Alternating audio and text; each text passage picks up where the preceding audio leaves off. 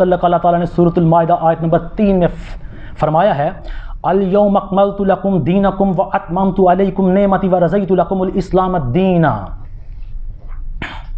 آج میں نے تمہارے لیے تمہارا دین کامل کر دیا اور تم پر اپنی نعمت پوری کر دی اور تمہارے لیے اسلام کو بطور دین پسند فرمایا۔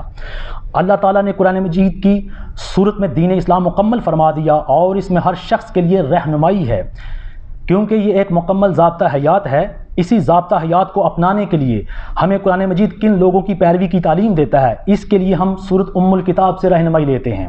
سورۃ الفاتح ام الکتاب میں اللہ تعالیٰ ہماری رہنمائی اس طرح فرماتا ہے اللہ کے لیے سب خوبیاں جو سارے جہاں والوں کا مالک ہے، الرحمن الرحیم ہے، روز جزا کا مالک ہے، ہم تیری عبادت کرتے ہیں اور تجھی سے مدد چاہتے ہیں۔ اس سے اگلی آیت میں اللہ تعالیٰ مسلمانوں بنی نوع انسان سے فرماتا ہے کہ اپنے لیے دعا مانگ کہ ہم کو سیدھی راستہ مستقیم پر چلا، راستہ ان کا جن پر تو نے انعام فرمایا۔ اب سوال یہ اٹھتا ہے کہ صراط مستقیم کیا ہے؟ اللہ تعالیٰ کے انعام یافتہ لوگ کون ہیں؟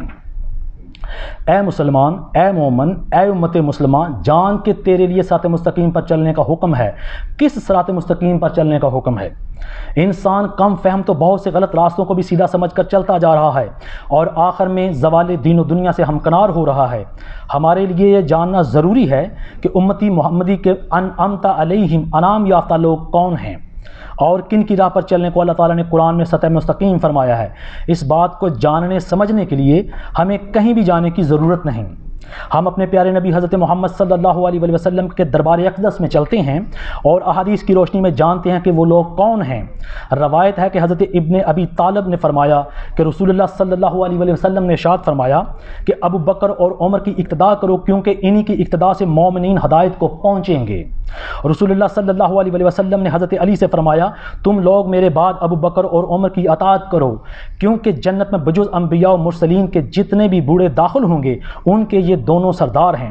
حضرت ابن عباس سے روایت ہے کہ رسول اللہ صلی اللہ علیہ وسلم نے فرمایا کہ ابو بکر دین کے ستون ہیں، عمر فتنوں کو بند کرنے والے، عثمان منافقوں کا قید خانہ، اور علی مجھ سے ہیں اور میں ان سے، جہاں میں ہوں گا وہ ہوں گے اور جہاں وہ وہاں میں۔ جابر بن عبداللہ رضی اللہ تعالیٰ عنہ فرماتے ہیں کہ اللہ تعالیٰ ہر دن میں 70 بار فرشتوں کے سامنے علی کی ذات پر فخر کرتا ہے اور کہتا ہے اے علی تمہارے لیے مبارکباد ہے۔ حضرت ابن مسعود رضی اللہ تعالیٰ عنہ سے روایت ہے کہ حضور اکرم صلی اللہ علیہ وسلم نے فرمایا کہ اللہ تعالیٰ نے ہر نبی کی ذریات اس کی پشت میں رکھی ہیں، لیکن میری ذریات علی کی پشت میں ہے۔ نیز فرمایا کہ میں اور علی ایک درخت سے ہیں اور باقی لوگ مختلف درختوں سے ہیں۔ حسین منی و انا من الحسین، حسین مجھ سے ہے اور میں حسین سے ہوں۔ حسین اور حسن جنت کے دو پھول ہیں، حسن حسین جنت کے جوانوں کے سردار ہیں۔ جو شخص حسنین کریمین کو دوست رکھتا ہے اللہ تعالیٰ اسے دوست رکھتا ہے۔ حضور صلی اللہ علیہ وسلم نے فرمایا کہ میرے اصحابہ میرے دین کے ستارے ہیں، ان میں سے جس کی راہ پر بھی چلو گے فلاح پاؤ گے۔ ابن مسعود سے نقل ہے کہ حضور سرور کائنات صلی اللہ علیہ وسلم نے فرمایا کہ ابو بکر اسلام کے تاج ہیں، عمر اسلام کے زیور، عثمان تخت اسلام اور علی طبیب اسلام ہیں۔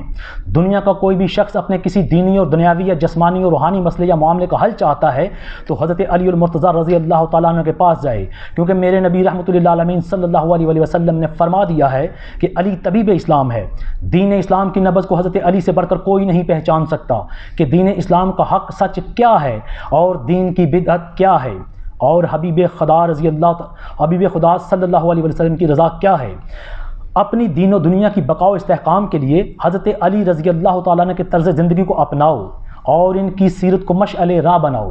بے شک علی المرتضیٰ وہی فرماتے ہیں جو اللہ کے حبیب محمد مصطفیٰ صلی اللہ علیہ وآلہ وسلم فرماتے ہیں، اور علی المرتضیٰ کی رضا اس میں ہے جو حبیب خدا کی رضا ہے۔ حبیب خدا کی رضا کی ایک بہت ہی عمدہ جامع مثال یہ حدیث مبارکہ ہے۔ حضرت انس بن مالک سے روایت ہے کہ رسول اللہ صلی اللہ علیہ وسلم نے فرمایا کہ مجھ کو امید ہے جس طرح میری امت لا الہ الا اللہ محمد رسول اللہ کے کہنے سے بخشی جائے گی، اسی طرح ابو بکر اور عمر کے ساتھ محبت رکھنے سے بھی بخشی جائے گی۔ یہ ہے ابو بکر و عمر کی عظمت اور یہ ہے ان کا مقام جو انہیں اطیع اللہ و رسول ہی سے تو حاصل ہوا ہے۔ صالحین کی یہی راہ اور یہی عشق رسول امت کی نجات کا ذریعہ ہے جس سے ہم اکثر لوگ ہٹ چکے ہیں۔ بندہ ناچیز اتنی تمہید کے بعد آپ لوگوں سے یہی کہنا چاہتا ہے کہ امت مسلمہ کی فلاح اور بقا رسول اللہ کے اس فرمان علی شان اور احکام خداوندی پر عمل پیرا ہونے میں ہے۔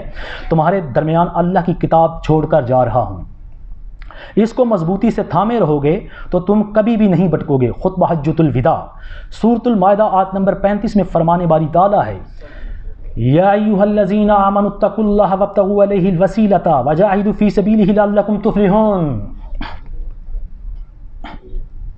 اے ایمان والو، اللہ سے ڈرتے رہو اور اس کے حضور تک تقرب اور رسائی کا وسیلہ تلاش کرو اور اس کی راہ میں جہاد کرو تاکہ تم فلاح پا جاؤ۔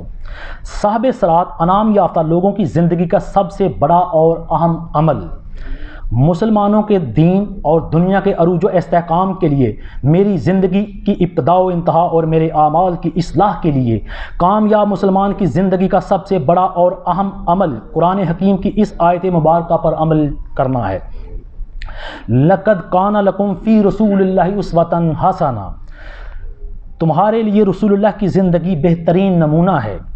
فرمان رسول صلی اللہ علیہ وسلم ہے، مجھے اخلاق کی تکمیل کے لیے بھیجا گیا ہے۔ فرمان نبی صلی اللہ علیہ وسلم ہے، معلم بن جاؤ یا متعلم، تیسری صورت اختیار نہ کرو۔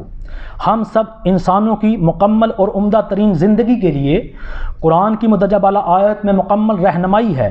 اے مسلمان، اگر تم معلم بنتے ہو تو یہ سکھاؤ کہ تمہارے لیے رسول اللہ صلی اللہ علیہ وسلم کی زندگی بہترین نمونہ ہے، اور اگر تم متعلم ہو تو یہ سیکھو کہ میرے لیے رسول اللہ صلی اللہ علیہ وسلم کی زندگی بہترین نمونہ ہے۔